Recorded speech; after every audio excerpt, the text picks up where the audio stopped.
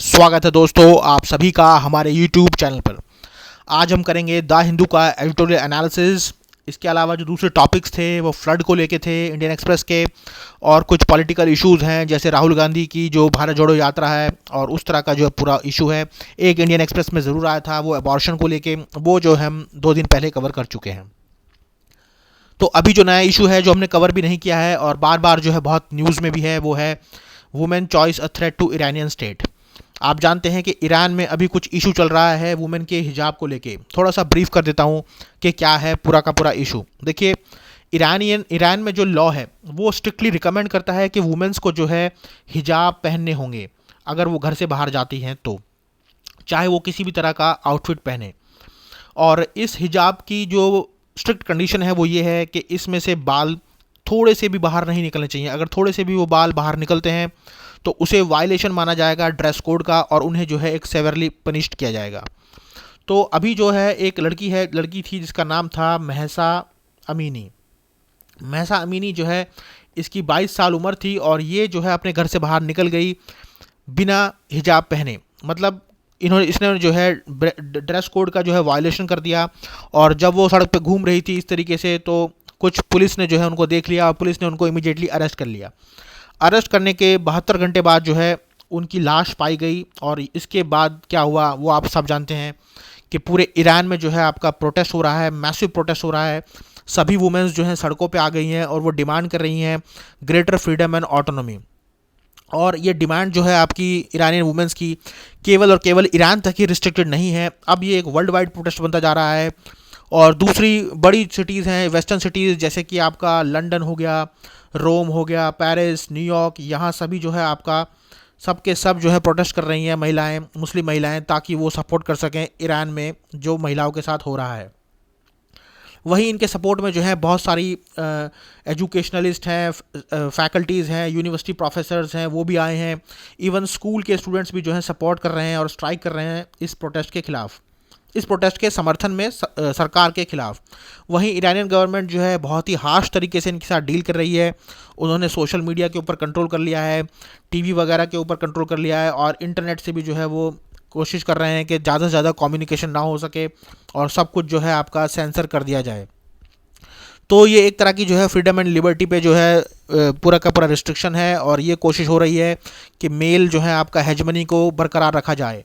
वहीं रिसेंटली जो है आपका एक हाउस अरेस्ट हुआ है, फॉर्मर प्राइम मिनिस्टर हैं ईरान के, उनका नाम है हुसैन मौसावी का भी अरेस्ट हुआ है, जो कि फॉर्मर प्राइम मिनिस्टर थे। और इनके अरेस्ट होने के बाद जो है कुछ पॉलिटिकल ग्रुप्स भी इसमें इन्वॉल्व हो गए, तो और प्रोटेस्ट जो है तेज़ी पकड़ गया। और मौसावी का अरेस्ट इसलिए हुआ क्योंकि उन्होंने आर्मी को जो है आह्वान किया था, ये कहा था कि आर्म्ड फोर्सेस जो है आपका वो लोगों को सपोर्ट करे, उनका काम जो है ऑपरेस करना नहीं है, उनका काम है देशवासियों को की मदद करना और उनकी सिक्योरिटी को मेंटेन करना। तो इस तरह की कुछ बातें हुई और उसके बाद जो है चीज़ें बिगड़ती चली गई। वहीं अब जो है राइटर कुछ उसी बारे में कहना चाहते हैं कि ईरान में बेसिकली क्या चल रहा है और उसके कॉन्टेक्स्ट को जो है कंपेयर किया है इंडिया के और दूसरे इश्यूज़ के द्वारा। देखिए, अभी जो राइटर इसमें कह रहे हैं वो ये कह रहे हैं कि ये दिखाता है कि मेल जो है आपका वो एक तरह की हेजमनी मेंटेन करके रखना चाहता है, डोमिनेंट बन के रहना चाहता है फीमेल्स के ऊपर, ताकि वो कंट्रोल कर सके कि क्या वो कपड़े पहनेंगी, क्या वो बोलेंगी और किस तरीके से वो मूवमेंट करेंगी। क्योंकि मैं आपको बता दूं कि ईरान में जो लॉज हैं वो इतने स्ट्रिक्ट हैं कि वुमेंस को जो है बोलने और पहनने के अलावा और भी बहुत सारी चीज़ों पे उनके प्रतिबंध लगा हुआ है। वहीं आगे राइटर कहते हैं कि इंडिया के राइट विंग पॉलिटिशियंस भी कुछ ऐसे ही हैं, जहां वो कोशिश कर रहे हैं कि महिलाएं या लड़कियां स्कूल में हिजाब ना पहने। वहीं सिचुएशन जो है कम्प्लीटली अपोजिट है ईरान में। ईरान में जो है वो चाहते हैं कि महिलाएं जो है हिजाब पहने और इंडिया में चाहते हैं कि हिजाब ना पहने। तो दोनों ही सूरतों में क्या है कि मेन जो हैं वो कंट्रोल करना चाहते हैं वुमेन को और डिप्राइव करना चाहते हैं उनको राइट टू चूज़ से। राइट टू चूज़ कि वो क्या चूज़ करें, क्या वो पहने, ये सिर्फ उनका अधिकार है और उन्हीं पर छोड़ देना चाहिए कि वो क्या डिसाइड करती हैं इसके बारे में। फर्दर आगे रिकॉल करते हुए राइटर कहते हैं कि प्रॉफेट मोहम्मद ने किसी भी उसमें ऐसी कोई बात नहीं लिखी है कि अगर कोई जुम्मा की नमाज ना करे तो उसको जो है पनिशमेंट दी जाएगी। जब जुम्मा की नमाज़ करने के लिए किसी को पनिशमेंट नहीं दी जा सकती, तो फिर किसी यंग लेडी को इस तरह के एक छोटे से कृत्य की वजह से कैसे पनिशमेंट दी जा सकती है। मतलब अगर जुम्मा की नमाज के लिए कोई पनिशमेंट नहीं है तो कैसे एक महिला को पनिश किया जा सकता है इस बात के लिए कि उसने जो है हिजाब नहीं पहना। वहीं जो मुस्लिम्स की जो दूसरी किताबें हैं जैसे सूरह नूर है और अहज़ाब है, इनके अंदर बताया गया है कि सामाजिक रूप से व्यक्ति का चरित्र कैसा होना चाहिए, किस तरीके के जो है क्लोथ्स वो पहन सकता है, चाहे वो मेल हो या फीमेल हो। और इन किताबों में ड्रेस कोड के साथ साथ ऐसा कुछ भी नहीं बताया गया है कि अगर कोई व्यक्ति किसी ड्रेस कोड का वायलेशन करता है तो उसको कोई पनिशमेंट दी जाएगी या नहीं। कोई भी पनिशमेंट के बारे में इन किताबों में नहीं लिखा है। तो राइटर जो है ये संदेश देना चाहते हैं कि जब इन किताबों में किसी भी बात के लिए पनिशमेंट के लिए नहीं लिखा है तो फिर ना जाने जो मेल डोमिनेंट सोसाइटी है ये महिलाओं के पीछे क्यों पड़ी है और क्यों जो है इनको किसी ना किसी तरीके से पनिश करना चाहती है just for mayor violation of the dress code. वहीं अमीनी महसान का जो एग्ज़ाम्पल है ये अब जो है पूरी आने वाली मुस्लिम पीढ़ियों के लिए जो है आने वाली मुस्लिम महिलाओं के लिए जो है एक नया स्रोत बन चुका है इंस्पिरेशन का। और इन्होंने जो है दिखाया है कि कैसे जो है गवर्नमेंट रजीम जो है ऑपरेसिव है और महिलाओं के बारे में बिल्कुल भी नहीं सोच रही है। अब अमीनी का नाम जो है सोर्स ऑफ इंस्पिरेशन बन चुका है क्योंकि उनकी मौत के बाद लाखों करोड़ों महिलाएं जो हैं सड़कों पे उतर चुकी हैं, रेज़ कर रही हैं स्लोगन्स और अपने अधिकारों के लिए लड़ रही हैं। इवन कुछ महिलाओं ने तो अपने सर तक मुंडवा दिए इस प्रोटेस्ट को देखते हुए। वहीं अथॉरिटीज़ भी इसके साथ बहुत स्ट्रिक्टली डील कर रही हैं। वो बिल्कुल ये नहीं सोच रही हैं कि ये महिलाएं हमारे देश की ही महिलाएं हैं तो इनके साथ किसी तरह की जो है कुछ छूट दी जाए, नहीं। वो उनके साथ जो है पैलेट गन इस्तेमाल कर रहे हैं, वाटर कैनन्स कर रहे हैं, टीयर गैस वगैरह इस्तेमाल की जा रही है ताकि उनको जो है कंट्रोल में किया जा सके, या फिर यूँ कह लीजिए इसलिए ताकि उनकी जो मेल मोनोपोली है उनकी रिलीजन की वो मेंटेन रहे। तो ये दर्शाती है कि कितना ऑप्रेसिव है ईरान का रजीम और स्पेशली वो रजीम जो कि रिलीजन सेंट्रिक है, जो कि इस्लामिक रिलीजन से लेना देना है। वहीं आगे चलते हुए जो है राइटर बताना चाहते हैं कि बहुत सारी जो है रिस्ट्रिक्शंस लगी हुई हैं वुमेंस के ऊपर। इवन सऊदी अरेबिया में तो वुमेन के पास राइट नहीं है कि वो ड्राइव भी कर सकें गाड़ी को।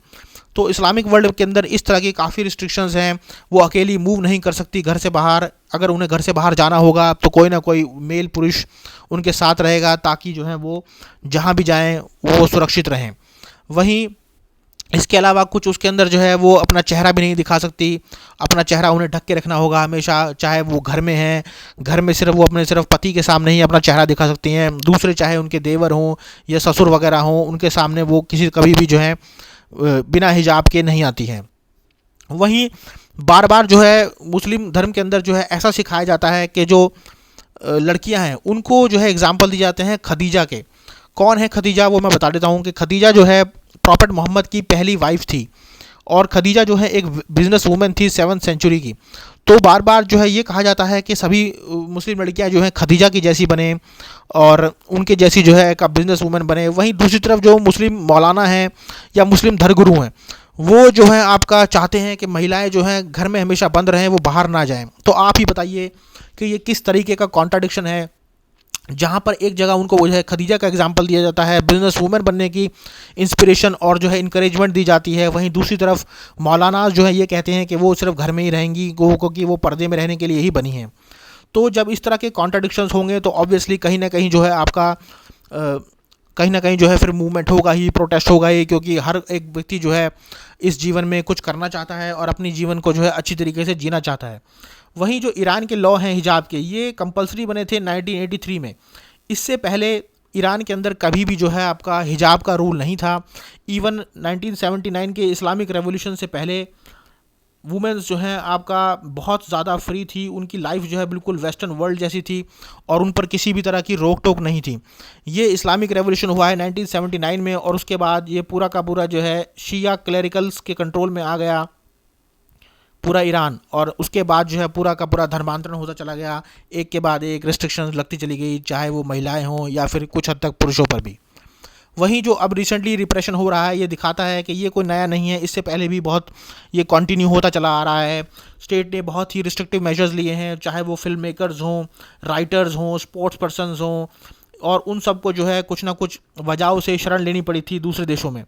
बहुत अच्छे एक फिल्म मेकर थे जिनका नाम था मोहसिन माकल-मलबफ।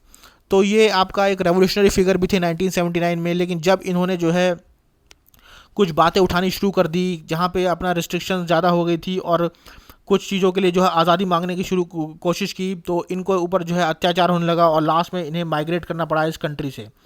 तो ये दिखाता है कि जो भी इस्लामिक कंट्री के अगेंस्ट में या इस्लामिक लेड जो धर्मगुरुओं के जहाँ ज़्यादा चलती है उनके खिलाफ अगर कोई भी कुछ बोलेगा तो उनके साथ जो है इस तरह का बर्ताव किया जाएगा कि देर सवेर जो है उन्हें वो देश छोड़ना ही पड़ेगा। अभी जो प्रोटेस्ट चल रहा है ईरान में, अभी तक इसके अंदर जो है वेस्ट ने किसी भी तरह की इंटरवेंशन नहीं की है, और वेस्ट जो है हमेशा से ही एक घृणा रखता है ईरान के खिलाफ, और वो बहुत सोच समझ के सेलेक्टिवली बोलता है वुमेन या किसी भी इन राइट्स को लेके, ईरान को लेके अगर कोई बात आती है तो ये जो है गलत है, ये उतना ही गलत है। अब वेस्ट का इसमें ना बोलना उतना ही गलत है जितना ईरान गलत कर रहा है कि वुमेन्स को परमिट नहीं कर रहा है फ्रीडम ऑफ चॉइस। क्योंकि वेस्ट जो है आपका वो एक पूरा का पूरा ये समझ लीजिए कि पॉलिसी मेकर है पूरे वर्ल्ड का, और अब कुछ भी अगर कहीं गलत होता है तो वेस्ट का बोलना जो है इम्पॉर्टेंट माना जाता है, क्योंकि वो डेवलप्ड वर्ल्ड भी है और उन्हीं को ही जो है एक तरह से इमिटेट कर रहे हैं सभी दुनिया के लोग या सभी देशों के लोग। तो इसलिए इम्पॉर्टेंट हो जाता है यूरोप या वेस्टर्न वर्ल्ड का इसके अंदर बोलना, ताकि मैसेज मिल सके यहाँ की महिलाओं को भी, मुस्लिम महिलाओं को भी, कि हाँ वेस्टर्न वर्ल्ड जो है उनके सपोर्ट में है। और इससे क्या होगा कि कुछ वेस्टर्न ऑर्गेनाइजेशंस हैं वो भी जो है खुल के सामने आएंगी इनके समर्थन में। देखिए इंडिया का जो केस है वो भी कुछ अलग नहीं है। आप जानते होंगे कि भारत के मौलानाओं ने और मुस्लिम धर्मगुरुओं ने सानिया मिर्ज़ा की छोटी स्कर्ट्स के खिलाफ फतवा जाहिर किया था, या फिर एक छोटी बच्ची ने एक बार गीता के श्लोक सुना दिए थे तो उसके ऊपर जो है फतवा जाहिर कर दिया था। तो इस तरह की जो मेल हेजमनी है रिलीजन में, वो इस तरह की जो है बहुत सारे एग्जांपल्स देखने को मिले हैं, जिनको आप जो है चाहे तो कितना भी डिस्कस कर सकते हैं, लेकिन अभी तक इनके ऊपर कोई सॉल्यूशन नहीं मिला है। वहीं महिला चाहे कर्नाटक की हो या तेहरान की हो या फिर पेरिस और ब्रसल्स की सड़कों पर घूमने वाली हो, ये वुमेन को ही डिसाइड करना है कि उसे हिजाब पहनना है या नहीं पहनना, और ये पूरा का पूरा जो है उसकी पर्सनल चॉइस है, या फिर यूँ कह लीजिए कि राइट टू चूज़ है। तो उसकी पर्सनल चॉइस पे किसी भी तरह का जो है दबाव नहीं होना चाहिए, उसको जो है फ्री छोड़ देना चाहिए, क्योंकि ये उसकी फ्रीडम और ऑटोनॉमी पे भी जो है एक तरह का वार है। वहीं वुमेन्स और गर्ल्स जो अभी ईरान में हैं उनको जो है ड्रेस कोड फॉलो करने पड़ते हैं और उनके पास कोई भी इक्वल राइट्स नहीं हैं, और गवर्नमेंट कोशिश कर रही है कि इंटरनेट और दूसरे सभी रिसोर्सेज को भी बंद कर दिया जाए ताकि लोगों के बीच में जो है कम्युनिकेशन ना हो। और ये एक ऐसी कोशिश हो रही है कि ईरान को भी धीरे धीरे जो है नॉर्थ कोरिया जैसा बनाने की कोशिश चल रही है ईरान के सरकारों की। वहीं मैं आगे यही कहूँगा कि ईरानियन वुमेन की जो मिसट्रीटमेंट हो रही है वो इसे बिल्कुल भी डिज़र्व नहीं करती हैं, क्योंकि उनके पास भी राइट है, फ्रीडम है, एक्सरसाइज कर सकते हैं अपने राइट्स को, और इसके लिए चाहिए कि उन्हें ज़्यादा अवेयरनेस मिले, अटेंशन मिले और सपोर्ट मिले ईरानियन वुमेन को रेस्ट ऑफ द नेशन से। मतलब दूसरे देशों की महिलाएं भी अगर उनके सपोर्ट में आएंगी तो ऑब्वियसली कुछ सम सॉर्ट ऑफ इम्प्रूवमेंट देखेगी इस सिचुएशन में, और उनको भी जो है हिम्मत मिलेगी कि हाँ भले ही हमारी सरकारें हमारे खिलाफ हैं, लेकिन हमारी महिलाएं जो हैं, पूरी दुनिया की जो महिलाएं हैं, उनको ये जानना चाहिए कि हम सब एक हैं, और उनको जो है इस बात के लिए आवाज़ उठानी चाहिए। वहीं ईरानियन वुमेन्स के अंदर जो है कुछ चेंजेस ज़रूर दिखेंगे अगर उनको दूसरे इम्पॉर्टेंट महिला सेंट्रिक ऑर्गेनाइजेशंस का सपोर्ट मिलेगा वर्ल्ड से। तो यही है आज का आर्टिकल, यही है आज का एनालिसिस। इसी तरह के रोज़ एनालिसिस और एडिटोरियल एनालिसिस और आर्टिकल्स के लिए लाइक कीजिए, शेयर कीजिए और सब्सक्राइब कीजिए।